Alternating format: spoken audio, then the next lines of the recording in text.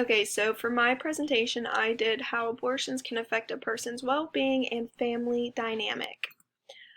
So right here, I just have some abortion statistics. So the abortion rate has dropped dramatically in recent years when compared to the 1980s.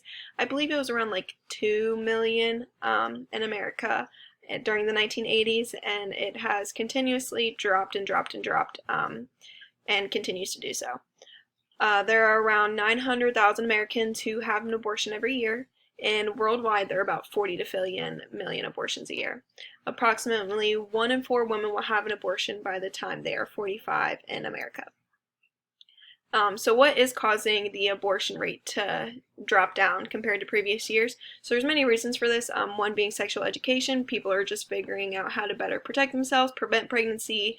They're learning the benefits and the dangers to having sex. The next one is Plan B.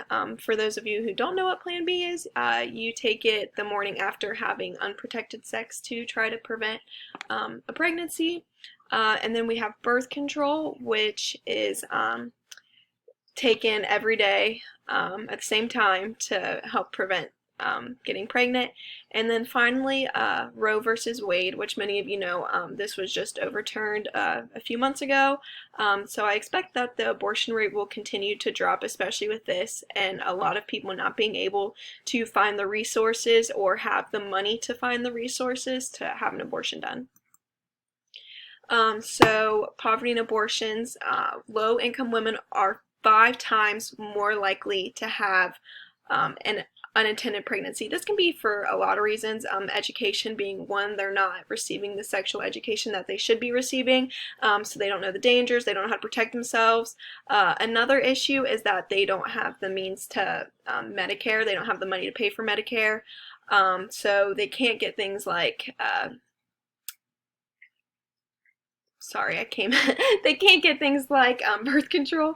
And then another thing, Plan B is really expensive. It's actually like $50–$60, I think.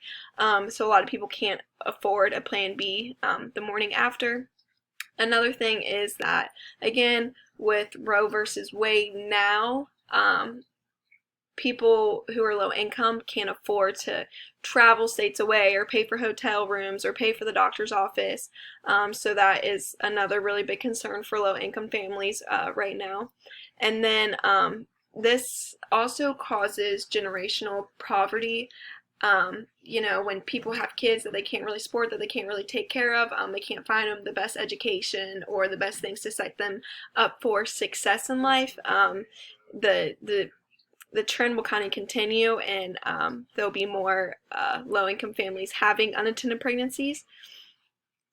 The next is mental health issues that come with abortion. So this is kind of a two-parter. We have mental health and then the physical health. So really, I can only find mostly for post-abortion. Clearly, you know, pre-abortion, women are scared and their anxiety's high, but mainly it comes after abortion. There was a recent study done that showed that usually after about the 2-year mark of having an abortion, many women develop depression or PTSD. There was some things to kind of go against this where they said that it didn't go hand in hand, but I couldn't find any concrete evidence on this or any really good studies that went with this, that mental health and abortions didn't go hand in hand together. Another thing is women are more likely to become detached from their family member, spouse, children, things like that. So for physical complications, this was a lot because there's a lot of physical complications before the abortion, during the abortion, and post-abortion. So I kind of just put 2 for each one. For pre-abortion, they found that increased heart rate from anxiety, just again from women getting themselves worked up and being scared and not knowing what to do. And then again, a loss of appetite due to stress can have a physical effect on an individual. During the abortion, we found that women are at risk for heavy bleeding and damage to uterus walls. Again, there is very many other factors that can cause physical complications. I just listed 2 for each.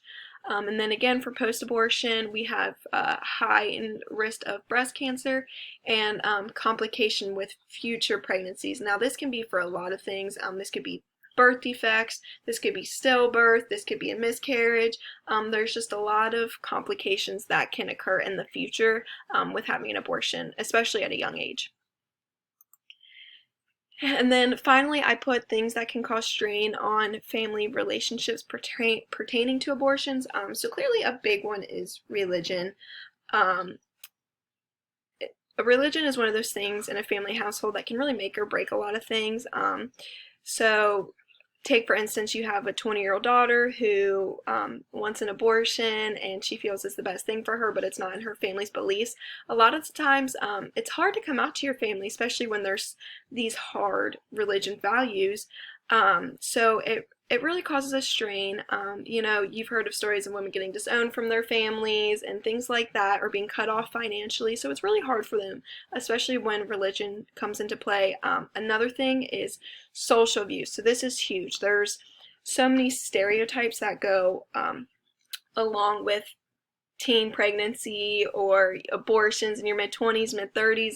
There's so many things. A lot of people think that most of the abortions come from teen pregnancies, which is actually not the case. Teen pregnancies only make up for 11% of abortions. Now, with that being said, of that 11%, I believe it was between 45-55% of those unattended teen pregnancies do an abortion, but it really doesn't make up the big factor of it. A lot of the things that I've seen was from like 22 to 29 took up a bigger percentage of the abortions, and that could be for a lot of things, just timing, not being financially stable, the baby having birth defects, the mom's health. So just seeing everything from other people's point of views, and you know, there's a lot of stereotypes that go with it. I feel like a lot of females are scared to come out and tell people, which can be really mentally draining. I know one statistic I found said that 45% of women don't get help after their abortion because they don't want to be stereotyped or they feel like they have to keep it secret. Another thing is just difference of opinions. You know, you could have a husband and a wife, and the husband may want abortion, the wife may not, or vice versa, and that can cause a lot of strain. You know, especially when you're not seeing eye to eye with your partner. And again, just with family, I feel like it's not as severe as when it comes to religion, but people still could have their different views. They may not believe in abortion. They may not want somebody in their family to get an abortion, which again is just super big. It's pretty bad. And that is all I have for that. Thank you.